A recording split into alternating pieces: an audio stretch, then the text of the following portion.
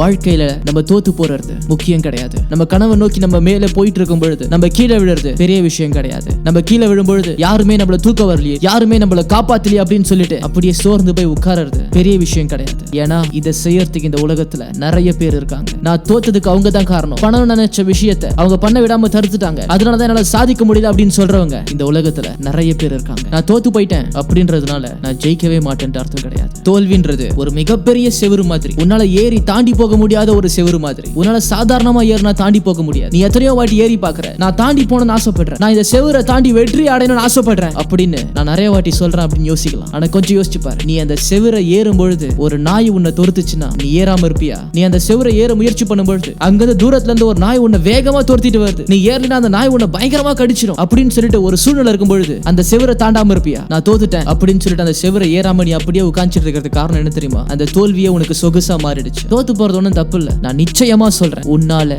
ஜெயிக்க முடியும். நீ நினைக்கிற விஷயத்தை, உன்னுடைய கனவை உன்னால அடைய முடியும்.